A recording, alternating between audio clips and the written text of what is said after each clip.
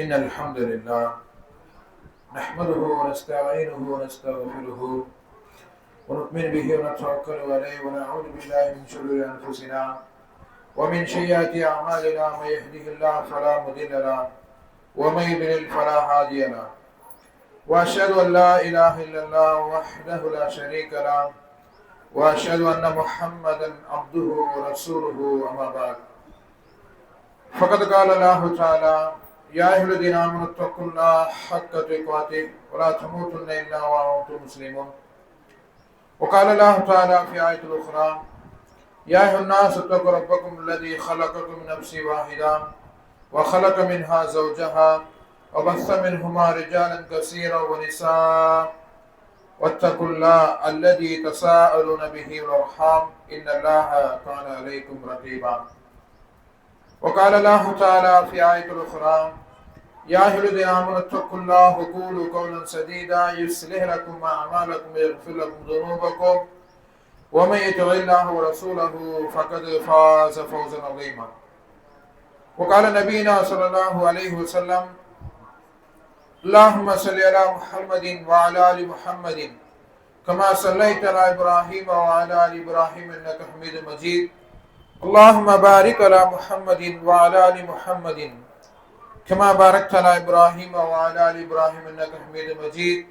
رب اشرح لي صدري ويسر لي أمري واحلل عقدة من لساني يفقهوا قولي.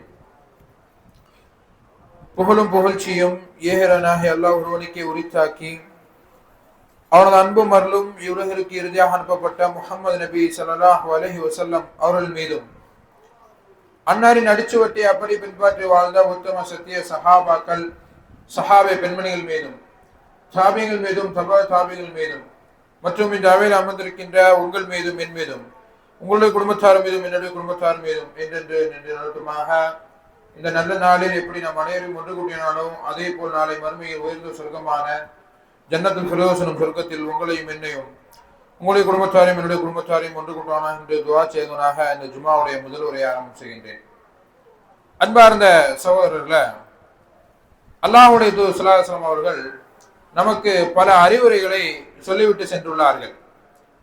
இந்த உலகத்துல நீ எப்படி வாழ வேண்டும், எப்படி வாழக்கூடாது என்கின்ற ஒரு அறிவுரையை என்ன செஞ்சிருக்கிறாங்க, நம்மளுக்கு சொல்லி காட்டியிருக்கிறார்கள். சொல்லி காட்டுவது மட்டுமல்லாமல் தன்னுடைய வாழ்க்கையில அவர்கள் என்ன செய்திருக்கிறார்கள், வாழ்ந்து காமிச்சு சென்றிருக்கிறார்கள். என்ன செஞ்சிருக்காங்க, அவங்க சொன்னது மட்டுமல்லாமல் நீங்க இப்படி இருங்க இப்படி இருக்காதீங்க என்று சொன்னது மட்டும் இல்லாமல் ரசூல் ஸல்லல்லாஹு அலைஹி வஸல்லம் அவர்கள் தாங்கள் வாழ்க்கையில நடைமுறைப்படுத்தி காமிச்சிருக்கிறாங்க. ஏதாவது ஒரு தலைவர் சொன்னதுக்கு மாற்றமா தான் என்ன செஞ்சுருவாங்க இன்னைக்குள்ள தலைவர்கள் இருக்கிறாங்க. ஆனா நம்முடைய தலைவர், நம்முடைய உம்மத்துடைய தலைவர் நம்முடைய உம்மத்துக்கு சொன்னது மட்டும் அல்லாமல் வாழ்ந்து காமிச்சு நினைச்சிருக்காங்க சென்றுள்ளார்கள். நீங்க இந்த உலகத்துல என்ன செய்யுங்க, கரெக்டா வாழுங்க, ஹலால் ஹராமை பேணி வாழுங்க என்று பல அறிவுரைகள். இந்த உலகத்துல என்ன செஞ்சீங்க, இந்த உலகம் என்பது உங்களை ஏமாற்றக்கூடிய உலகம். இந்த உலகம் உங்களை ஒரு நாள் என்ன செய்து விடும், உங்களை ஏமாற்றி விடும். இந்த உலகத்துக்கு என்ன செய்யுங்க, கவனமாக எச்சரிக்கையோடு என்ன செய்யுங்க, ஹலால் ஹராமை பேணக்கூடியவர்களா என்ன செய்யுங்கள், இந்த உலகத்துல வாழுங்கள் என்று சொல்லி நம்மளுக்கு என்ன செஞ்சாங்க, சொல்லி விட்டு சென்றுள்ளார்கள். ஆனால் ஒரு முஃமின், ஒரு முஸ்லிம், அல்லாஹ்வை மற்றும் ஏற்று வாழக்கூடிய ஒரு முஸ்லிம் எப்படி இருப்பான் என்று சொன்னால், அல்லாஹ்வுடைய தூதர் ஸல்லல்லாஹு அலைஹி வஸல்லம் அறிவுரைகள் இருக்குல்ல, இதை முன்வைத்து வாழ்வான். அல்லாஹ்வுடைய தூதர் ஸல்லல்லாஹு அலைஹி வஸல்லம் என்ன சொல்லி இருக்கிறாங்க, இந்த உலகத்துல எச்சரிக்கையோடு வாழுங்க, ஹலால் ஹராமை பேணி வாழுங்க என்று சொல்லி அந்த எச்சரிக்கையை முன்வைத்து வாழ்வான். மர்மையை முன்வைத்து வாழ்வான், மர்மைக்காக வாழ்வான். ஒரு முஃமின், ஒரு முஸ்லிம் மர்மையை முன்வைத்து என்ன செய்வான், வாழ்வான்.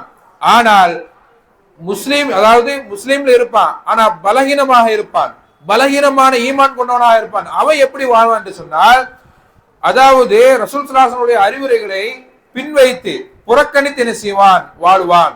மர்மையை புறக்கணித்து வாழ்வான். மர்மை என்றால் என்ன என்று தெரியாமல் இந்த உலகத்தில் என்ன செய்து கொண்டிருப்பான், வாழ்ந்து கொண்டிருப்பான். எனக்கு இந்த உலகம் போதும், இந்த உலகம் மோகத்தில் என்ன செய்து கொண்டிருப்பான். ஒரு ஈமானில் பலகீனமானவன், ஈமானில் பலகீனமான எப்படி இருப்பான், உலக மோகத்துல. இந்த உலகம் ஒரு அற்ப இன்பம், ஒரு சொற்ப காலம் தான் இந்த உலக வாழ்க்கை. இந்த உலக வாழ்க்கைக்காக என்ன செய்வான், இந்த ஈமானில் பலகீனமானவன் வாழ்வான். ஆனா அல்லாஹ் சுப்ஹானஹு வ தஆலா இந்த உலகத்தை பத்தி ஒரு ரெண்டு வரியில சொல்லிட்டான் பாருங்க. பல் துஸிரூனல் ஹயாத்தத் துன்யா, பல் துஹ்சிரூனல் ஹயாத்தத் துன்யா, இந்த உலக வாழ்க்கை, இந்த உலக வாழ்க்கை இருக்கே, இது நீடித்திருக்கக்கூடிய வாழ்க்கை கிடையாது. மறுமையை புறக்கணித்து நீங்க என்ன செய்து விட்டீர்கள்? இந்த உலக வாழ்க்கையை நீங்க தேர்ந்தெடுத்துக்கிட்டீங்க. அல்லாஹ் சொல்றான், மறுமையை விட்டு விட்டு இந்த உலக வாழ்க்கை நீங்க தேர்ந்தெடுத்துட்டீங்க. ஆனா அந்த மறுமை வாழ்க்கை எப்படிப்பட்ட வாழ்க்கை தெரியுமா? அல்லாஹ் சொல்றான், வல் ஆகிரத்து கைரு வஅப்கா. அந்த மறுமை வாழ்க்கை தான் சிறந்த ஒரு வாழ்க்கை, நீடித்திருக்கக்கூடிய நிரந்தரமான வாழ்க்கை. என்ன வாழ்க்கை தான்? அந்த மறுமை வாழ்க்கை தான். அப்படிப்பட்ட வாழ்க்கையை விட்டுட்டு நீங்க என்ன செஞ்சிட்டீங்க? இந்த உலக ஆசை, இந்த உலக இன்பங்களை என்ன செஞ்சிட்டீங்க? எடுத்துக்கொண்டீர்கள் என்று சொல்லி அல்லாஹ் சொல்லி காட்டிய பாருங்க. இந்த உலகத்தை எப்படி சொல்லிட்டான்? அற்பமானது, இது சிறந்தது கிடையாது. இந்த உலகம் என்பது சிறந்தது கிடையாது. எதுதான் சிறந்தது? மறுமை வாழ்க்கை தான் சிறந்தது, அதுதான் நீடித்திருக்கதும் என்று சொல்லி அல்லாஹ் சுப்ஹானஹு வசனத்தை சொல்லி முடிக்கிறான்.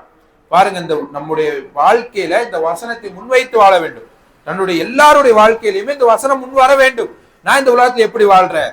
இந்த உலகம் என்பது ஒரு நாள் அழியக்கூடியதான், மறுமைதான் நீடித்திருக்கக்கூடிய. அப்ப இந்த வசனத்தை நம்ம என்ன செய்யணும்? நம்முடைய வாழ்க்கையில முன்வைத்து வாழ வேண்டும். எந்த நிலையில இருந்தாலும் இந்த வசனம் முன்னால வந்துடணும். மறுமைதான் சிறந்த வாழ்க்கை. அப்ப அந்த வாழ்க்கைக்காக நம்முடைய வாழ்க்கை என்ன செய்ய வேண்டும்? நகட்டி சென்று வேண்டும். இந்த உலகத்துல என்ன செய்யக்கூடாது? மூழ்கி விடவே கூடாது. இன்னைக்கு பாருங்க, பலர் நினைக்கிறாங்க, இந்த உலகத்துல வாழக்கூடியவர்கள் பலர் எப்படி நினைக்கிறாங்கன்னு சொன்னா, நான் இந்த உலகத்துல வாழ்வதற்கு எப்படி சம்பாதிச்சா என்ன? இந்த உலகத்துல நான் வாழணும், அதுக்கு நான் எப்படி சம்பாதிச்சா என்ன? அந்த சம்பாத்தியம் எப்படி வந்தாலும் எனக்கு என்ன என்று சொல்லிதான் இன்றைக்கு பலருடைய நிலைமை இருந்து கொண்டிருக்கிறது.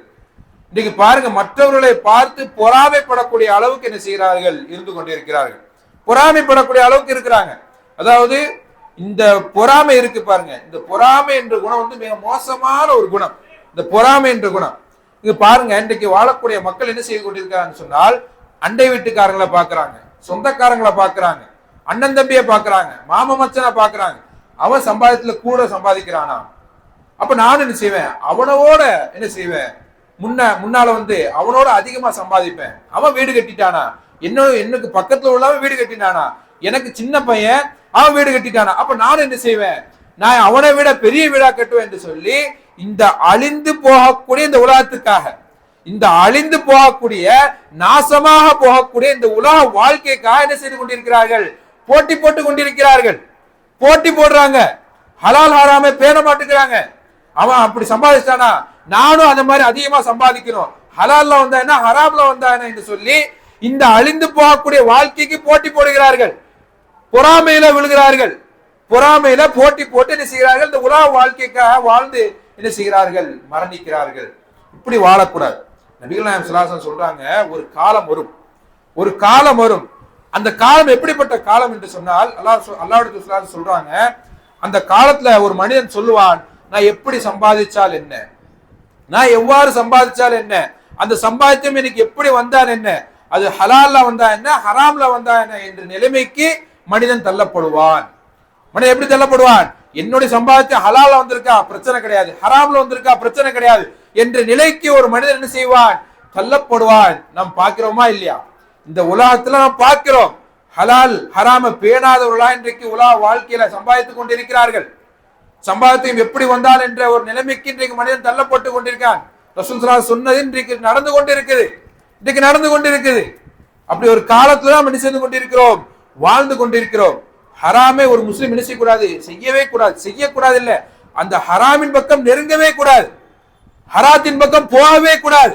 ஆனா இன்றைக்குள்ள மக்கள் என்ன செய்து கொண்டிருக்கிறார்கள்? வியாபாரத்துல ஹராம், வியாபாரத்துல ஹராம், வாழ்க்கையில ஹராம், இப்படி ஹராம்ல என்ன செய்து கொண்டிருக்கிறார்கள்? இந்த உலக மக்கள் வாழ்ந்து கொண்டிருக்கிறார்கள். சொன்னாங்க, காலையில முஃமினாக இருக்கக்கூடியவன், காலையில முஃமினாக இருக்கக்கூடியவன் மாலையில காஃபிரா மாறிடுறான். அது என்ன? காலையில முஃமினா இருக்கக்கூடியவன் மாலையில காஃபிரா மாறுறான்னு சொன்னா, காலை என்ன செய்வான்? நல்ல தொழுதுட்டு அல்லாஹ் கிட்ட துஆலாம் செஞ்சுட்டு குர்ஆன் எல்லாம் ஓதிட்டு என்ன செய்வான்? அவன் வியாபாரத்துக்கு போவான். வியாபாரத்துக்கு என்ன செய்வான்? வியாபாரத்துக்கு போகும் பொழுது தன்னுடைய மார்க்கத்தை உலக அற்ப இன்பங்களுக்காக விற்று விடுவான்.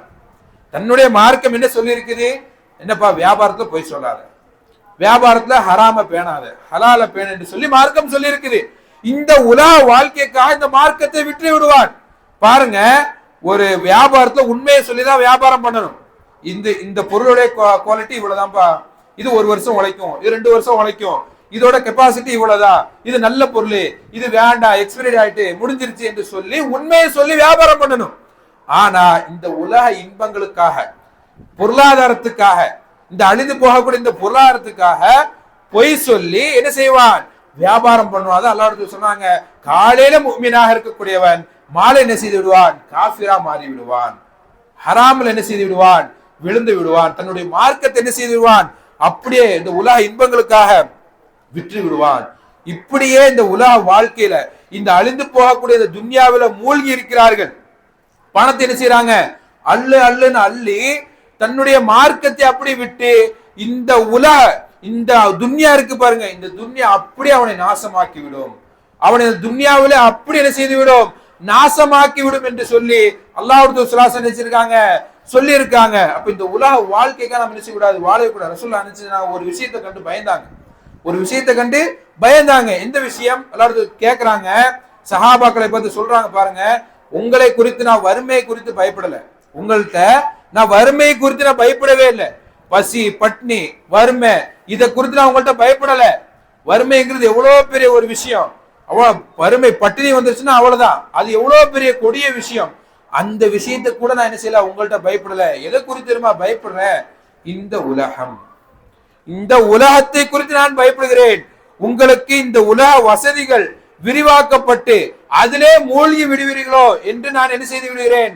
பயப்படுகிறேன் என்று அல்லாஹ் சொல்லி இருக்கிறாங்க. பாருங்க, கமா புசிதத் அலா மன் கான கபலக்கும், உங்களுக்கு முன்னால் வாழ்ந்த, உங்களுக்கு முன் சென்றவர்களுக்கு இந்த உலக வாழ்க்கை கொடுத்தது மாதிரி உங்களுக்கும் கொடுக்கப்பட்டதே நான் பயப்படுகிறேன். உங்களுக்கு முன் சென்றவர்களுக்கு இப்படித்தான் உலக வாழ்க்கை கொடுக்கப்பட்டுச்சு, அதே மாதிரி உங்களுக்கு கொடுக்கப்பட்டுருமோ என்று நான் என்ன செய்கிறேன்? பயப்படுகிறேன். அந்த உலகத்துல அவங்க எப்படி தெரியுமா வாழ்ந்தாங்க? அதுல எப்படி வாழ்ந்தாங்க என்று சொன்னால், அவர்களை போட்டி போட்டு வாழ்ந்தார்கள். அந்த உலகத்துல அவர்கள் போட்டி போட்டு வாழ்ந்தார்கள். நீ பெரியவனா, நான் பெரியவனா, இல்ல உன்னோட ஆட்சி பெருசா, இல்ல என்னுடைய ஆட்சி பெருசா என்று என்ன செய்தார்கள்?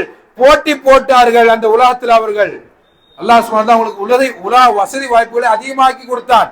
அந்த உலக வசதி வாய்ப்புகளை என்ன செஞ்சாங்க? அவங்க தவறான முறையில பயன்படுத்தி நீ பெரியவனா நான் பெரியவனா என்று சொல்லி என்ன செய்கிறார்கள்? போட்டி போடக்கூடியவர்களாக அந்த உலகத்துல வாழ்ந்தார்கள். ஒருவருக்கு ஒருவர் பொறாமைப்படக்கூடியவர்களாக இந்த உலகத்துல வாழ்ந்தார்கள். இதை குறித்து நான் என்ன செய்கிறேன்? பயப்படுகிறேன் என்று அல்லாஹ் சொல்றாங்க. அடுத்து சொல்றாங்க பாருங்க, அவர்களை இந்த துன்யா அழித்து நாசமாக்கியதே போன்று. அவங்க இந்த உலகத்துல வாழும் பொழுது எப்படி வாழ்ந்தாங்க? அதாவது பொறாமைப்படக்கூடிய அளவுக்கு வாழ்ந்தாங்க இந்த உலகத்துல. அந்த உலகம் அவர்களை எப்படி ஆக்கி விட்டுச்சு? அவங்களை அழித்து விட்டது. அப்படி அவங்களை அழிச்சது மாதிரி உங்களை அழிச்சிருமோ இந்த துன்யா, இந்த உலகம் உங்களை நாசமாக்கிருமோ என்று நான் என்ன செய்கிறேன்? பயப்படுகிறேன் என்று அல்லாஹ்வுடைய சொல்றாங்க. அப்ப பாருங்க, இந்த உலக வாழ்க்கைக்காக நம்ம வாழவே கூடாது. இது ஒரு நாள் அழிந்து போகக்கூடிய இந்த உலகம். இன்னைக்கு பாருங்களேன், இந்த உலக வாழ்க்கை நம்மளுடைய உள்ளத்துல வந்துருச்சுன்னு சொன்னா, இந்த வஹனு உள்ள வந்துருச்சுன்னு சொன்னா, இந்த உலகத்துல அவன் எப்படி வாழ்வான்? அழிச்சாட்டியம் செய்தவனாக, மார்க்கத்தை மறந்தவனாக, அல்லாஹ்வை மறந்தவனாக, மறுமையை மறந்தவனாக இந்த உலகத்துல என்ன செய்வான்? வாழ்வான். எவன் இந்த உலக வாழ்க்கையில மூழ்கி இருக்கானோ அவனிடத்துல தொழுகை சரி இருக்காது. எவன் இந்த உலக வாழ்க்கையில மூழ்கி இருக்கானோ, பொருளாதாரத்துக்கு பின்னாடி ஓடுறானோ, அவனிடத்துல தொழுகை சரி இருக்காது. அல்லாஹ்வுடைய நினைப்பு வராது, மறுமையினுடைய நினைப்பு வராது. மறுமையில அல்லாஹ்வுக்கு முன்னாடி நம்ம நிப்போமே, என்னுடைய நிலைமை எவ்வாறு இருக்குமோ என்ற நினைப்பு அவன் இடத்துல வராது. எவனுக்கு இந்த உலக வாழ்க்கை முன்னாலே வந்துருச்சோ, எவனுக்கு உலக வாழ்க்கை உள்ளத்துல வந்துருச்சோ, அவன் என்ன செய்வான்? மறுமையை குறித்து பயப்பட மாட்டான். எனக்கு என்னுடைய ஏடு வலது கையில கொடுக்கப்படுமோ இல்லது இடது கையில கொடுக்கப்படும் என்ற பயம் அவனுடைய உள்ளத்துல வராது. அவனுடைய உள்ளத்துல என்ன பயம்தான் இருக்கும்? நாளைக்கு எப்படி சம்பாதிக்கணும், நாளைக்கு எந்த அளவுக்கு நம்மளுடைய சம்பாத்தி இருக்கு, இந்த பயம்தான் இருக்கும். என்ன பயம் இருக்காது? அந்த மறுமையுடைய பயம் இருக்காது. மஹ்ஷர் மைதானத்துல எல்லாருக்கும் முன்னாடி நின்று அல்லாஹ் நம்மளை கேள்வி கேட்பானே என்கின்ற பயம் அவருடைய உள்ளத்துல வந்து போகாது. அதே மாதிரி சிராத் பாலத்தை நான் கடக்கணும், சிராத் பாலத்தை நான் கடக்கணும் என்கின்ற பயம் என்னுடைய உள்ளத்துல வராது. எப்போ இந்த உலக வாழ்க்கை எப்பொழுது என்னுடைய உள்ளத்துல வந்துருச்சோ, வஹரு உள்ளத்துல வந்துருச்சோ, அந்த பயம் நம்ம இடத்துல உள்ளத்துல வராது. அப்ப எப்போதான் அந்த பயம் வரும்? எப்போ மறுமைக்காக வேண்டி வாழ்கிறோமோ, எப்போ என்னுடைய வாழ்க்கை மறுமைக்காக மாறுதோ, அப்பதான் இதுல நாம் சரியாக இருப்போம், தொழுகையில சரியாக இருப்போம். அதே மாதிரி அல்லாஹ்வுக்கு பயப்படக்கூடிய விஷயத்தை நாம் பயந்து கொண்டு இருப்போம். நான் கபூர்ல வச்சதுக்கு அப்புறம் 3 கேள்விக்கு அல்லாஹ் என்ன பதில் கேள்வி கேட்பானே, அந்த கேள்விக்கு நான் எப்படி பதில் சொல்ல போறேங்கிற பயம் நம்ம உள்ளத்துல வரும். எப்போ மறுமைக்காக வேண்டி வாழும் பொழுது.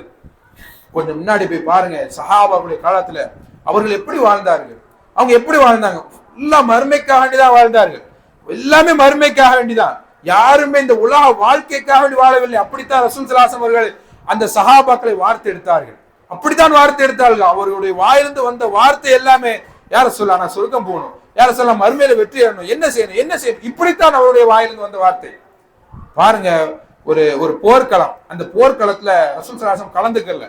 ரசூல் ஸல்லல்லாஹு வழி அனுப்பி வைக்காங்க. எப்படி வழி அனுப்பி வைக்காங்கன்னா, இந்த போருக்கு படை தளபதியாக யாரை நியமிங்க என்று சொன்னால் ஸைத் இப்னு ஹாரிஸா ரலியல்லாஹு அன்ஹு அவர்களை நியமிங்க. அவர் கொல்லப்பட்டு விட்டால் ஜாஃபர் ரலியல்லாஹு அன்ஹு என்ன செய்யுங்க, படை தளபதியா நியமிங்க. அவரும் கொல்லப்பட்டு விட்டால் அப்துல்லா இப்னு ரவாஹா ரலியல்லாஹு அன்ஹு அவர்களை நீங்க என்ன செய்யுங்க, படை தளபதியா நியமிங்க என்று சொல்லி அனுப்பி வைக்கிறாங்க. பாருங்க ரசூல் என்ன சொல்லி அனுப்புறாங்க, இவர் கொல்லப்பட்டு விட்டால் இவர், இவர் கொல்லப்பட்டு விட்டால் இவர். அப்போ இந்த போர்க்களத்துல கலந்துக்கிட்டோம்னா நம்மளுக்கு என்னது, மரண நிச்சயம், நான் இறந்து போயிடுவேன் என்கின்றதை மனதில் வச்சிருந்தாங்க என்றது அவங்களுக்கும் தெரியும். அப்ப ரசூலா சொல்றாங்க, நான் கொல்லப்பட்டுட்டா இவர் வருவாரு, இவர் கொல்லப்பட்டுட்டா இவர் வருவாரு என்ற ஒரு எண்ணம் அவர்கள் உள்ளத்தில் இருக்குது. ஆனா அவர்கள் பயந்தார்களா, அவர்கள் பயந்து பின்வாங்கினார்களா? கிடையாது, கிடையாது. போனாங்க, போய் ஷஹீதானாங்க. 3 பேருமே கொல்லப்பட்டாங்க. அவங்க எதுக்காக வேண்டிதான் அவருடைய வாழ்க்கை இருந்துச்சு, மறுமைக்காக வேண்டி. இன்னைக்கு நாம் நினைக்கிறோம், எனக்கு குழந்தை இருக்கு, எனக்கு மனைவி இருக்காங்களே, எனக்கு உம்மா அப்பா இருக்காங்க நினைச்சுக்கிட்டு இருக்கிறோம்.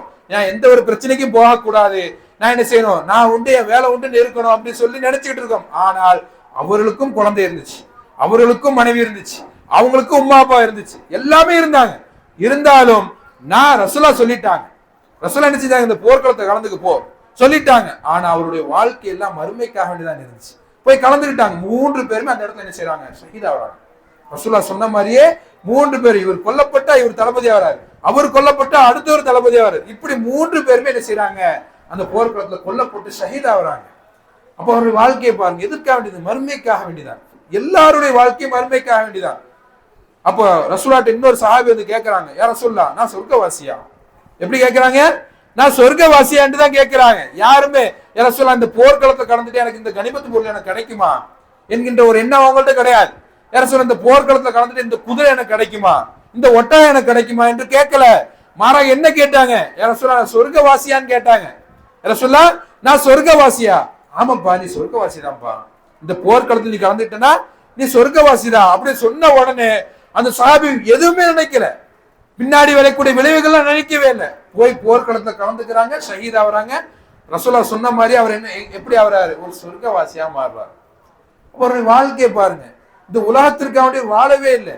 என்னுடைய குடும்பம் இருக்குது, அந்த குடும்பத்தை அல்லாஹ் பார்த்துக்கிடுவான். அவருடைய நினைப்பு எப்படி இருந்துச்சு, எனக்கு குடும்பம் இருக்கு, மனைவி இருக்கு, பிள்ளை இருக்கு, எல்லாம் யார் பார்த்துக்கிடுவான், அல்லாஹ் பார்த்துக்கிறான் என்ற எண்ணம் தான் அவருடைய உள்ளத்தில் இருந்து கொண்டே இருந்துச்சு. இன்னொரு வரலாற்று சம்பவத்தை பாருங்கள். ஜுலைபீப் ரலியல்லாஹு அன்ஹு அவர்கள் ஒரு ஒரு ஒரு அசிங்கமான ஒரு தோற்றத்தை கொண்ட ஒரு சஹாபி, ஒரு அசிங்கமான ஒரு தோற்றம். அந்த தோற்றத்தை கொண்ட ஒரு சஹாபி ரசூலுல்லாஹ்ட்ட வராங்க, யா ரசூலுல்லாஹ் எனக்கு சொர்க்கத்துல ஹூர்லின் பெண்கள் கிடைப்பாங்களா? பாருங்க, ஒரு ஒரு ஒரு சஹாபியோட ஒரு எண்ணத்தை பாருங்க. யா ரசூலுல்லாஹ் எனக்கு சொர்க்கத்துல ஹூர்லின் பெண்கள் கிடைப்பாங்களா அப்படின்ட்டு கேட்கிறாங்க. அப்ப ரசூலுல்லாஹ் சொல்றாங்க, ஏன்பா இந்த உலகத்துல உனக்கு பெண் இருக்குதப்பா? ரசூலுல்லாஹ் எனக்கு இருக்காங்க, நானே அசிங்கமா இருக்கேன், எனக்கு யார் பெண் தருவா, எனக்கு இந்த உலகத்துல பெண் யாருமே தர மாட்டாங்க என்று சொல்லி அவரு ஒரு ஏக்கத்துல ரசூலுல்லாஹ்ட்ட சொல்றாரு. உடனே ரசூலுல்லாஹ் சொல்றாங்க, இந்த வீட்டுக்கு போ, பெண் கேட்டுப்போ, அந்த வீட்டுல பெண் இருக்குது, உனக்கு பெண் தருவாங்க போ அப்படின்னு சொன்ன உடனே அந்த சஹாபி ஆசையோடு போறாங்க.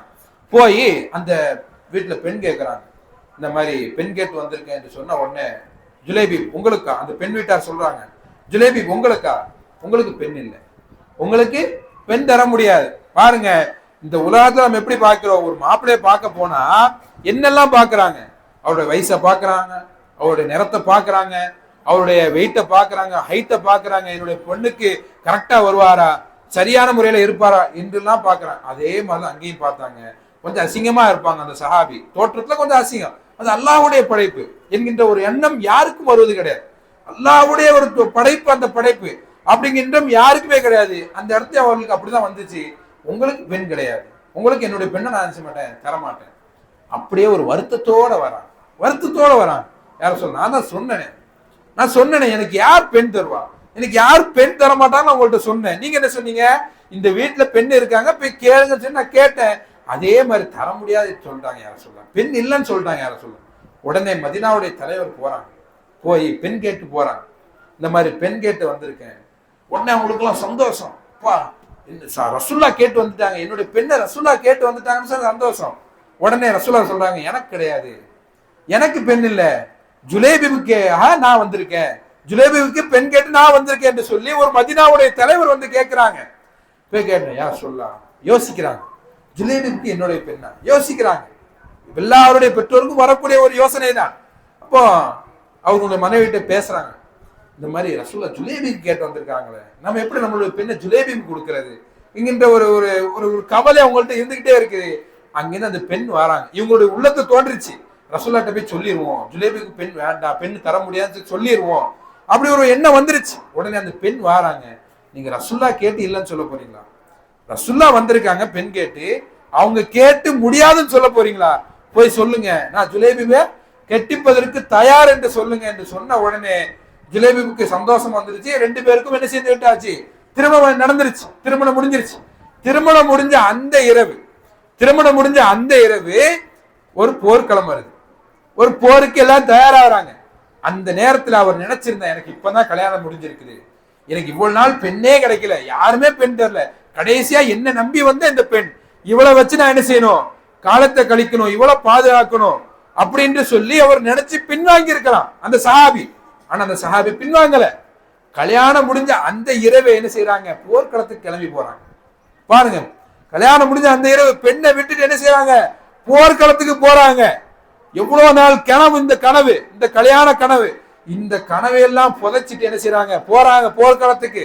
போய் என்ன செய்யறாங்க, ஷஹீதாவறாங்க.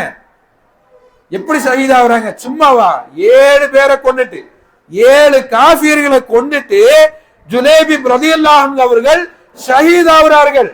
உடனே ரசூலா தேடுறாங்க, எல்லாத்தையுமே தேடுறாங்க. அப்ப சஹாபாக்கள் சொல்றாங்க, யா ரசூலுல்லா, எல்லா சஹாபாக்கள் நம்ம என்ன செஞ்சிட்டோம், எல்லாத்தையுமே மீட்டு வந்துட்டோம், இறந்த சடலத்தெல்லாம் என்ன செஞ்சிட்டோம், எடுத்துட்டோம், நீங்க இன்னும் யாரை தேடுறீங்க என்று கேட்ட உடனே ரசூலா சொன்னாங்க, ஜுலேபிபை தேடுறேன், ஜுலேபிபு எங்க இருக்காங்க பாருங்க என்று கேட்ட உடனே அங்கிருந்து ஒரு குரல் வருது, ஜுலேபிபு இங்க இருக்கிறாங்க. அப்ப அங்க போறாங்க. அவங்க சொல்லப்படுது, 7 பேரை கொண்டுட்டு இவர் என்ன செஞ்சிருக்கிறார், ஷஹீதா இருக்கிறார் என்று சொன்ன உடனே ரசூலா அழுகிறாங்க. யாருக்காக, ஜுலேபிப் ரலியல்லாஹு அன்ஹுவுக்காக அழுகிறார்கள் ரசூல் ஸல்லல்லாஹு அலைஹி வஸல்லம் அவர்கள். அழுதது மட்டுமல்லாமல் அவர்களை தன்னோட மடியில, ரசூலுல்லாஹ்வோட மடியில என்ன செய்யறாங்க, வைக்கிறாங்க, வச்சு அழுகுறாங்க. எப்படி, என்ன வார்த்தை அந்த இடத்துல சொல்றாங்க என்று சொன்னால், அவரோடு நானும், என்னோட அவரும் இருக்கிறார் என்று சொல்ல ஒரு வாசகத்தை அந்த இடத்துல சொல்கிறார்கள். அந்த இடத்துல எல்லாருடைய சஹாபுடைய உள்ளத்துல என்ன தெரியுமா இருக்குது, என்ன வார்த்தை தெரியுமா வந்துச்சு, இந்த இடத்துல நான் இருந்திருக்க கூடாதா, என்ன வார்த்தை இருந்துச்சு, இந்த இடத்துல ரசூலுல்லாஹ்வோட மடியில நான் ஷஹீதாகி கடக்க கூடாதா என்கின்ற ஒரு வார்த்தை வந்துச்சு. பாருங்க, அவருடைய வாழ்க்கை எதற்காக வேண்டி இருந்துச்சு, மறுமைக்காக. அங்க சொல்றாங்க, இந்த நேரத்துல ஜுலேபிபுக்கு பதிலாக நான் ஷஹீதா இருக்க கூடாதா, ஷஹீதா இருந்து ரசூலுல்லாஹ்வோட மடியில நான் இருந்திருக்க கூடாதா என்ற ஒரு ஆசை. யார் உட்பட, உமர் ரலியல்லாஹு அன்ஹு உட்பட, உமர்ல அவங்க நினைக்கிறாங்க, இந்த இடத்துல நான் இருந்திருக்க கூடாதா என்று உமர்ல அவங்க நினைக்கிறாங்க. அப்ப அவருடைய வாழ்க்கை எதற்காக வேண்டி இருந்துச்சு, மர்மைக்காக. அவருடைய வாழ்க்கையை ஃபுல்லாமே செதுக்கிட்டாங்க. ஏன்னா என்னுடைய உயிர் பிரிஞ்சா இந்த மார்க்கத்திற்காக தான் உயிர் பிரியணும், மர்மைக்காக என்னுடைய உயிர் பிரியணும் என்கின்ற ஒரு நோக்கத்தை அவருடைய உள்ளத்துல கொண்டு வந்துட்டாங்க. அவங்களுடைய உள்ளத்துல கொஞ்சம் கூட வகன் கிடையாது, கொஞ்சம் கூட உலக ஆசை கிடையாது, எல்லாருமே மர்மைக்காக வேண்டிதான் வாழ்ந்தார்கள். சின்ன சஹாபி உட்பட, 15-16 வயசு சஹாபி உட்பட ரசூலுல்லாஹ்ட்ட சொன்ன வார்த்தை என்ன, ரசூலுல்லாஹ் நாளைக்கு உங்களோட மர்மையில இருக்கணும், அதுக்கு நான் என்ன செய்யணும் சொல்லுங்க. அப்படித்தான் இருந்துச்சு. ரசூலுல்லாஹ் நாளைக்கு உங்களோட ஜன்னத்துல் ஃபிர்தௌஸ் எனும் சொர்க்கத்துல நான் இருக்கணும், அதுக்கு நான் என்ன செய்யணும், இப்படித்தான் அவருடைய வாழ்க்கையில இருந்துச்சு. அப்ப அவங்க வாழ்க்கை ஃபுல்லாமே மர்மைக்காக வேண்டிதான் வாழ்ந்தார்கள். இந்த உலகத்திற்காக வேண்டி அவர்கள் வாழவே இல்லை, உலகத்திற்காக வேண்டி வாழல.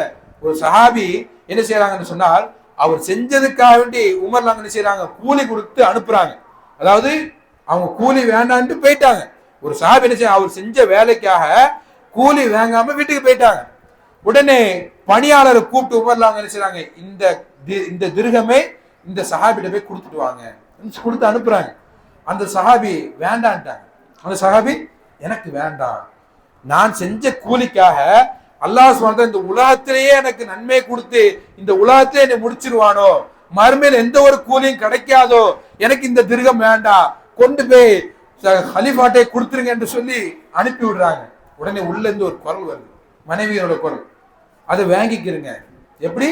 அதை வாங்குங்க, நம்மளை விட தேவையுடையவர்கள் நிறைய பேர் இருக்கிறாங்க, அது அவர்களுக்காவது கொடுப்போம், அந்த திர்கமை வாங்குங்க. பாருங்க, அந்த பெண் சஹாபி கூட அவங்களுக்காக வேண்டி பேசுற, மர்மைக்காக வேண்டி பேசுறாங்க, அந்த திர்கமை வாங்குங்க, நம்மளை விட தேவையுடையவர்கள் நிறைய பேர் இருக்கிறாங்க, அவங்களுக்காவது கொடுத்து உதவும் என்று சொல்லி அந்த சஹாபி பெண்மணியும் சொல்றாங்க. பாருங்க அவங்களுடைய உள்ளத்துல எப்படி இருந்திருக்கு பாருங்க, ரசூலுல்லாஹ் எப்படி வார்த்தை எடுத்திருக்காங்க சஹாபாக்களையும் சஹாபி பெண்மணிகளையும்.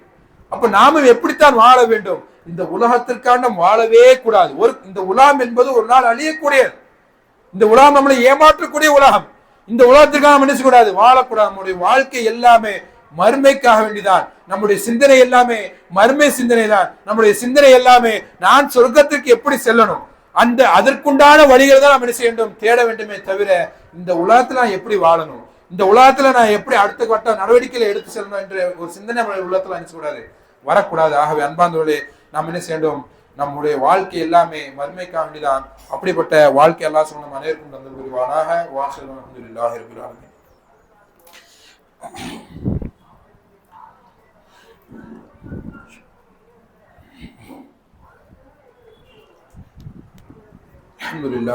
அல்ஹம்துலில்லாஹி வஸ்ஸலாத்து வஸ்ஸலாமு அலா ரசூலில்லாஹ் வ அலா ஆலிஹி வ ஸஹ்பிஹி வ மன் வலா.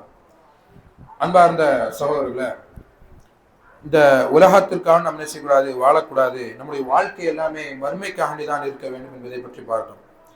இந்த உலகத்தை பற்றி அல்லாஹ் சொல்லும் பொழுது, இந்த உலகம் என்பது வீணும் விளையாட்டும் தான் என்று சொல்லி காட்டுகிறான். இந்த உலகம் என்பது ஒரு வீணும் விளையாட்டும் தான், ஒரு அலங்காரமை தவிர வேற ஒன்றும் கிடையாது என்று அல்லாஹ் சொல்லி காட்டுகிறான். அப்ப இந்த உலகத்திற்காக நம்ம என்ன செய்யக்கூடாது, வாழக்கூடாது என்பதை இந்த வசனத்தின் மூலமா நம்மளுக்கு சொல்லி காட்டுகிறான். இந்த உலகம் என்பது நம்மளுக்கு எப்படி காட்டப்பட்டது என்று சொன்னால், ஒரு அலங்காரமாக, ஒரு இனிப்பாக காட்டப்பட்டுள்ளது. ஒரு இனிப்பை நம்ம சாப்பிட்டோம் சொன்னா நம்மளுக்கு என்ன நோய் வருது, சுகர் வருது, அப்படிதானே? அந்த ஒரு கொஞ்சம் ஸ்வீட்டை சாப்பிட்டா பிரச்சனை கிடையாது, ஸ்வீட்டை கொஞ்சம் சாப்பிட்டா பிரச்சனை கிடையாது. அதிகமா சாப்பிட்டா நம்முடைய உடல்ல என்ன செய்யுது, பல பிரச்சனைகள் வருது. அதே மாதிரிதான் இந்த உலகம் என்பது ஒரு இனிப்பு, ஒரு இனிப்பாகத்தான் நம்மளுக்கு காட்டப்பட்டிருக்கு. இந்த உலகத்தை நம்ம கொஞ்சமா சுவைச்சா பிரச்சனை கிடையாது. இந்த உலகத்திலே மூழ்கிட்டோம் சொன்னா நம்மளுக்கு என்ன செய்யுது, மறுமையில பிரச்சனை ஏற்படுகிறது. மறுமையில மட்டுமல்ல, இந்த உலகத்திலும் நம்மளுக்கு என்ன செய்யுது, பிரச்சனை ஏற்படுகிறது. அப்ப இந்த உலகத்திற்காக நம்ம என்ன செய்யக்கூடாது, வாழக்கூடாது. நம்முடைய வாழ்க்கை எல்லாம் மறுமைக்காக, நம்முடைய செயல்பாடுகள் எல்லாமே மறுமைக்காக வேண்டிதான். அதே மாதிரி ஒருவன் ஒரு செயலை செய்கிறான், இந்த உலகத்திற்காக வேண்டி ஒரு செயலை செஞ்சான்னு சொன்னா அல்லாஹ் சுப்ஹானஹு உலகத்திலேயே கூலியை கொடுத்து முடிச்சிடறான். ஒரு அமலை செய்யறான், அந்த அமல் இந்த உலகத்திற்காக வேண்டி இருந்து சொன்னா, உதாரணமாக தொழுகை தொழுகிறான், அந்த தொழுகை யாருக்காக வேண்டி தான் தொழணும், அல்லாஹ்க்காக வேண்டி தொழணும், நன்மை எதிர்பார்த்து நம்முடைய தொழுகையை தொழணும். ஆனா ஒரு மனிதன் தொழுகிறான், எப்படி தொழுகிறான் என்று சொன்னால், இவன் என்னை தொழுகையாளி என்று சொல்லணும், இவன் என்னை கொடையாளி என்று சொல்லணும், இவன் என்னை நோன்பாளி என்று சொல்லணும் என்கின்ற ஒரு நோக்கத்தோடு ஒரு அமலை செஞ்சான்னு வைங்களேன், அல்லாஹ் சுப்ஹானஹு வ தஆலா அவன் என்ன நினைச்சா, என்னை இவன் புகழணும் அப்படிங்கிற நோக்கத்தோடு தான் இந்த அமலை செஞ்சா, அந்த புகழை அல்லாஹ் என்ன செஞ்சிருவான், இந்த உலகத்திலே கொடுத்து முடிச்சு விடுவான். அப்ப இந்த உலகத்துல என்ன நினைச்சா அது கிடைச்சிடும். எல்லாரும் அவனை புகழ்ந்துருவாங்க, அப்பா என்ன இப்படி தொழுகிறானே, அல்லாஹ் இப்படி வணங்கிட்டு இருக்கிறானே, 30 நோம்பு கரெக்டா வச்சுட்டானே, எல்லா ஏழை மக்கள் உதவுறானே, அவன் என்ன நினைச்சதோ அது இந்த உலகத்துல நடந்து முடிஞ்சிடும். அப்போ மறுமையில அவனுக்கு எந்த கூலியும் கிடைக்காது. மறுமையில எந்த ஒரு கூலியும் அவன் எதிர்பார்த்து இருக்க முடியாது. அவனுக்கு இந்த உலகத்தை எல்லாம் அல்லாஹ் என்ன செஞ்சிருவான், கொடுத்து முடிச்சிருவான். அங்க போய் கேட்பான், யா அல்லாஹ் நான் இந்த அமல்லாம் செஞ்சேனே, நான் தொழுதுனே, நோம்பு வச்சேனே, எல்லாம் செஞ்சேனே, யாருக்காண்டி போய் செஞ்சா அல்லாஹ் கேட்பான். நான் உனக்கு வாழ்க்கையை கொடுத்தேன், அந்த வாழ்க்கையில அமல்கள் செய்யுங்க என்று சொன்னேன், அந்த அமலை நீ யாருக்காண்டி செஞ்ச, நீ யாருக்காண்டி செஞ்ச, யாருல உனக்காண்டி தான் செஞ்ச. பொய் சொல்ற, நீ எனக்காண்டி ஒன்னும் அமல் செய்யல, நீ இந்த உலகத்திற்காண்டி அமலை செஞ்ச, நீ உலகத்திற்காண்டி அமலை செஞ்சதுனால இந்த உலகத்துல எல்லாத்தையும் உனக்கு கொடுத்து முடிச்சிட்டேன், எந்த ஒரு குறையும் அல்லாஹ் வைக்க மாட்டான். இந்த உலகத்திற்காண்டி யார் அமல் செய்யறாங்களோ இந்த உலகத்துண்டான கூலியை ஒரு குறை இல்லாம அந்த மனிதனுக்கு எல்லாம் என்ன செஞ்சிருவான், கொடுத்து விடுவான். மறுமையில் அவன் கைசேதம் அடைந்தவனாக அந்த செய்வான், மறுமையில வந்து நிற்பான். அப்ப நாம் ஒரு அமலை செய்வதாக இருந்தாலும் சரி, அது சின்னதோ பெருசோ எதுவாக இருந்தாலும் சரி, நாம் மறுமையை முன்வைத்து செய்ய வேண்டும். அல்லாஹ்வுக்கு வேண்டிய அந்த அமலை செய்ய வேண்டும். பாருங்க, ஒரு ஒரு ஒரு ஒரு சம்பவத்தை பாருங்கள். சஹாபாக்கள் எந்த அளவுக்கு மறுமைக்காக வேண்டி வாழ்ந்திருக்காங்க என்று சொன்னால், அகழ் போருக்காக அகழ் வெட்டிக்கிட்டு இருக்கிறாங்க. சஹாபாக்கள் எல்லாம் என்ன செஞ்சிருக்காங்க, அகழ் வெட்டிக்கிட்டு இருக்கிறாங்க. அப்போ ஒரு சஹாபி, ஒரு ரசூல் ஸல்லல்லாஹு அலைஹி அவர்கள் ஒரு சஹாபிட்ட வார் கோதுமை என்ன செய்யறாங்க, கொடுக்குறாங்க. வார் கோதுமை கொடுக்குறாங்க. அந்த வார் கோதுமை எடுத்துட்டு போய் சமைக்கிறாங்க. எப்படி சமைக்கிறாங்க என்று சொன்னால், கெட்டு போன கொழுப்புல என்ன செய்யறாங்க, போட்டு சமைக்கிறாங்க. கெட்டு போன துர்நாற்றம் வீசக்கூடிய ஒரு கொழுப்புல போட்டு என்ன செய்யறாங்க, சமைச்சு அதை சஹாபாக்களுக்கு முன்னால வைக்கிறாங்க. சஹாபாக்களுக்கு முன்னால வைக்கிறாங்க. நம்மளா என்ன செய்வோம், ஏய் இது கெட்டு போச்சுப்பா, இது தூரப்பட்டு வேற ஏதாவது செய்ய என்று சொல்லியிருப்போம். ஆனால் மறுமைக்காக வேண்டிய வாழ்ந்தவர்கள் அவர்கள் கெட்டு போன உணவை முன்வைத்தும் அவர் என்ன செஞ்சாங்க, இந்த உலகத்தை பெருசா நினைக்காமல் நம்மளுக்கு பசி வந்துட்டு அது எந்த உணவாக இருந்தாலும் பிரச்சனை இல்லை, அது கொடுங்க என்று சொல்லி அந்த கெட்டு போன துர்நாற்றம் வீசக்கூடிய உணவை உட்பட அந்த சஹாபாக்கள் சாப்பிட்டார்கள். அவர்களுக்கு இந்த உலகம் பெருசா தெரியல.